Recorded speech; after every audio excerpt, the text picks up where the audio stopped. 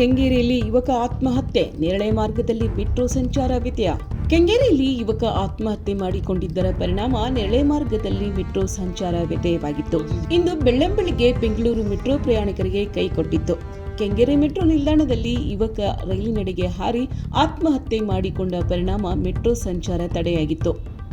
ನೇರಳೆ ಮಾರ್ಗದಲ್ಲಿ ಮೆಟ್ರೋ ಸಂಚಾರ ಶುಕ್ರವಾರ ಬೆಳ್ಳಂಬೆಳಿಗ್ಗೆ ವ್ಯತ್ಯಯವಾಗಿದ್ದು, ಮೆಟ್ರೋ ರೈಲುಗಳು ಪ್ರಸ್ತುತ ಮೈಸೂರು ರಸ್ತೆ ಮೆಟ್ರೋ ನಿಲ್ದಾಣದವರೆಗೆ ಮಾತ್ರ ಕಾರ್ಯನಿರ್ವಹಿಸುತ್ತಿದ್ದೆಂದು ಮೆಟ್ರೋ ಅಧಿಕಾರಿಗಳು ತಿಳಿಸಿದರು. ಕೆಂಗೇರಿ ನಿಲ್ದಾಣದಲ್ಲಿ ಯುವಕ ಹಳಿಗೆ ಜಿಗಿದು ರೈಲಿನಡಿ ಸಿಲುಕಿ ಆತ್ಮಹತ್ಯೆ ಮಾಡಿಕೊಂಡಿದ್ದು, ರೈಲು ಸಂಚಾರ ಸ್ಥಗಿತವಾಗಿತ್ತು. ಹೀಗಾಗಿ ಮೈಸೂರು ರಸ್ತೆ ಮತ್ತು ಚಲ್ಲಘಟ್ಟ ನಡುವಿನ ಸೇವೆಗಳನ್ನು ತಾತ್ಕಾಲಿಕವಾಗಿ ಸ್ಥಗಿತಗೊಳಿಸಲಾಗಿದೆ ಎಂದು ಬಿಎಂಆರ್ಸಿಎಲ್ ತಿಳಿಸಿತು. ಸದ್ಯ ನೇರಳೆ ಮಾರ್ಗದ ಮೆಟ್ರೋ ವೈಟ್ಫೀಲ್ಡ್ನಿಂದ ಮೈಸೂರು ರಸ್ತೆಯವರೆಗೆ ಮಾತ್ರ ಸಂಚರಿಸುತ್ತಾ ಇದೆ ಎಂದು ಟ್ವೀಟ್ ಮೂಲಕ ತಿಳಿಸಿತು.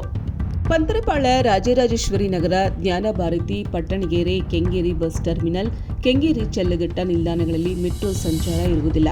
ಪರಿಸ್ಥಿತಿ ಸರಿಯಾದ ಬಳಿಕ ಮೆಟ್ರೋ ಸಂಚಾರ ಆರಂಭಗೊಳಿಸಲಾಗುವುದೆಂದು ಮೆಟ್ರೋ ಸಿಬ್ಬಂದಿ ವರ್ಗ ತಿಳಿಸಿತು. ಇನ್ನು ಆತ್ಮಹತ್ಯೆ ಮಾಡಿಕೊಂಡಿರುವಂತಹ ವ್ಯಕ್ತಿಯ ಹೆಸರು ಶಾಂತನಗೌಡ ಪೊಲೀಸ್ ಪಾಟೀಲ್. ಈತ 38 ವರ್ಷ ವಯಸ್ಸಾಗಿತ್ತು. ವಿಜಯಪುರದ ದೇವರ ಹಿಪ್ಪರಿಗೆಯವರು ಎಂದು ತಿಳಿದು ಬಂದಿದೆ. ಆದರೆ ಆತ್ಮಹತ್ಯೆಗೆ ಇನ್ನೂ ಕಾರಣ ತಿಳಿದು ಬಂದಿಲ್ಲ. ಮೆಟ್ರೋ ಸುರಕ್ಷತಾ ಸಿಬ್ಬಂದಿಗಳು, ಪೊಲೀಸರು ಸ್ಥಳಕ್ಕೆ ಆಗಮಿಸಿ ಪರಿಶೀಲನೆ ನಡೆಸಿದರು. ಪೊಲೀಸರು ಮತ್ತು ಅರೆ ವೈದ್ಯಕೀಯ ತಂಡದ ಜೊತೆಗೆ ಮೆಟ್ರೋ ತಂಡ ಕೆಂಗೇರಿ ನಿಲ್ದಾಣದಲ್ಲಿ ಹಳಿಯಿಂದ ಶವವನ್ನು